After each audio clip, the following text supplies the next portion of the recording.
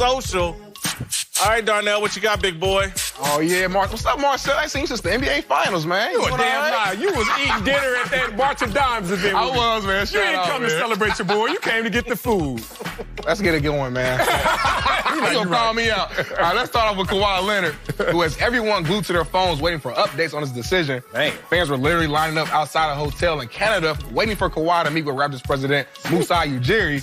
Twitter chimed in with all types of funny posts about Drake making this pitch for Kawhi to stay. Sports reporter Mark Stein tweeted out that the Raptors haven't backed off one bit and that Drake is mounting his own personal recruiting campaign on top of whatever the team is already doing.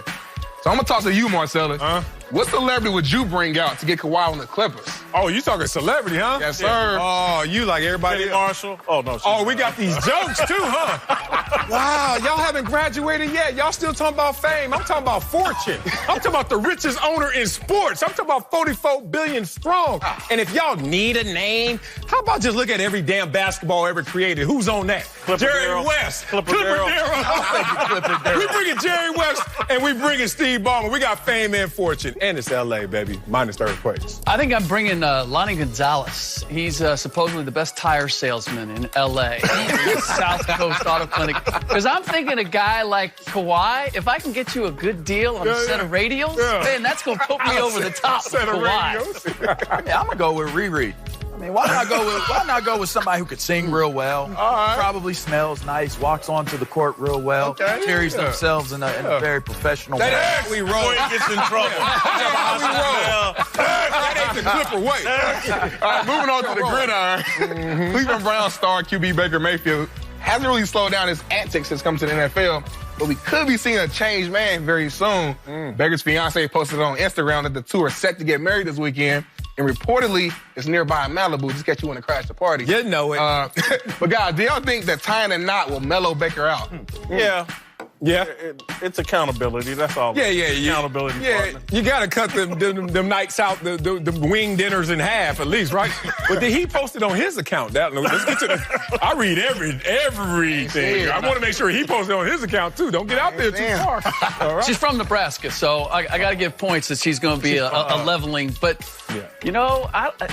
sometimes a partner in crime could take you the other way too. So if it's we'll not see. broke, don't fix it, right? 24 years old.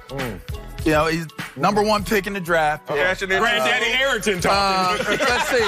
Let's see. He won the Heisman in So Oklahoma. your Royal Oaks. Well, no, I'm not saying that. But after getting engaged after your rookie season, you're basically saying, look, I'm taking a step in that direction. So I don't think he has to mellow out who he is as a human being. Enjoy marriage, but you are winning. You're divorced, right, Lamar? No, I've been married for 14 years. Oh, my bad. And I'm still and I have not mellowed out. We got to check after the Riri stuff, man. We'll see where you're at. Sticking with celebrations, obviously today is the 4th of July, so there will be tons of barbecue and fireworks, I'm a huge fan of. Turns out everybody doesn't feel the same way. We're going to scratch that. We're going to scratch that one out.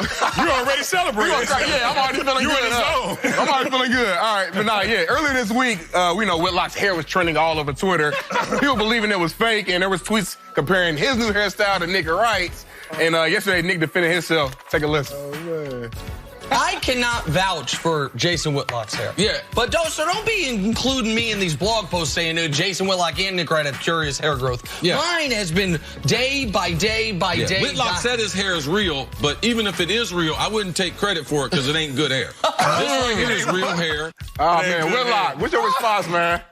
And say, CeCe, and blame CeCe for this, because he took me here. I'm about to tell the truth. CeCe's always had a jealousy issue with me. This goes all the way back to the 1990s. The Chiefs used to have training camp up in River Falls, Wisconsin, right next to Minneapolis. All right. I dated a few Vikings cheerleaders. Because you could. A few? I could. And CeCe, Randy Moss, John Randall, Corey. A lot of these guys had a problem with you. Wasn't mellow back then. Yeah, they had a lot of. So it's a jealousy issue. Right. That's all it is. You were single and Kamingo, and they couldn't, huh? I blame it on Urlacher and Prime. They've been growing their hair out. Now they got everybody all motivated. Urlacher wasn't growing it. He was buying it. And that ain't the wet and go, but that's as close as you get to wet and go. And I've been watching you grow and develop and mature that flat top. How dare they come and knock that Will Smith down? They think it's fake. That ain't real. I don't want to knock some of the black out of it, though, 'cause they do color it a little bit. That's that oil sheen. All right. Time now for Darnell's question of the day. Darnell, take it away. It's Darnell. My guy. My question of the day. All right, fellas, so in the first game of the Women's World Cup, the U.S. was criticized for running up the score 13-0 in a win over Thailand. But now everyone's upset about Alex Morgan's tea-sipping celebration after scoring a goal against England. So I want to ask you guys, do the Americans have an image problem? I think they do have a bit of an image problem, and I'm gonna say, and I defended Megan Rapinoe earlier this week as being authentic. But look, if this were the Americans men's team behaving the way that these women are, they would be getting lit up, because this looks like what ugly, arrogant Americans doing too much celebrating, too much hey, look at me stuff. And it goes back to the point I made a few weeks ago on the show about we got this thing in this world where we think only men can be bad and only men can do bad things. And I'm like, no. There's toxic femininity, too. and there's anything that we can do, women can do just as well. And so, yeah, I think we're a little over the top here with our women's team. No different than, with some men's teams we've had in professional sports. I think the sentiment is laced with a little sexism. I think there are double standards in terms of some foreshadowing, getting on a bus before a game, sipping tea in England. Who wouldn't do that? And then you get into a moment of celebration when the average goal scored in a World Cup game is 1.4, and the World Cup is not every year.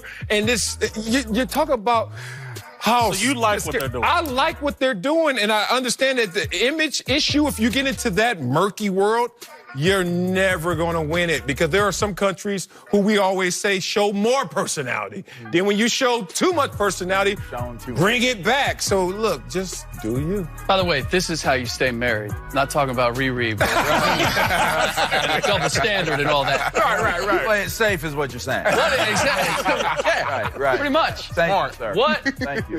What is more American than being arrogant when you are on top? And let's not forget that. They're the best in the world. No question. Ronaldo, look at all that he does. Man. Best player in the world. But he does some arrogant stuff. I have absolutely no problem with them acting out and acting up, because they're showing out on the field. They're getting it done. When you get it done on the field, you can say whatever the hell you want. Like it.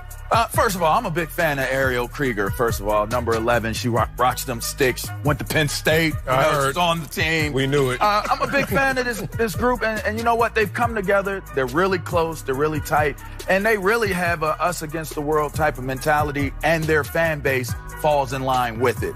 A lot of people have come out and had criticisms ever since the whole White House conversation and different things like that. I almost feel like the topic is really coming from a place out of left field. It's not even really directed towards them and their play per se. It's directed towards things that have been said that possibly aren't considered to be politically correct, in my opinion. Keep playing. Keep doing what you're doing. Last I checked, there wasn't very much publicizing and advertisements and billboards all over the place saying to support and watch these young ladies compete for the pride of America. They are all Americans. They are representing our interests, and they're doing darn well doing it. I have no problem with it. Do y'all remember the Dream Team, the original Dream? I had that written down. I had that written down. Everybody. Yep. Charles Barkley did a couple things early on, and he got criticized for it. And again, this soccer team is really our female version of the Dream Team. They are that dominant. They won, 11, 12 straight, breaking some kind of World Cup record. They're the clear, overwhelming favorites to win the World Cup. And again, just like when the men's Dream Team, Charles Barkley got a little out of it. There was some hey, man, don't do that. Y'all beating up on... beating up on them. Angola, right, and things like that. Croatia. And when we were beating up 13-0 or whatever, 13-0, and all that celebrating. Yeah, but when the shoe's on the other foot, like, there's no image issue when it's rare to see the shoe on the other foot. But when you're talking about dominance and when you're talking about a global game, it's those opportunities where you have to flex it. And it's, I don't understand why that's a problem, because we're all entering with goodwill. We're all entering with free spirit to say, let's play. With your best. With your best. I'm going to defend them for this, though. Honest to goodness. Because, again, they're not getting paid like the men. No. And the only way to elevate your brand, perhaps, is to do some of this. Get out your skin and to go out a little over the top. So maybe we put them in this position. Shirt came off last time, right? Jerry Jones loves to be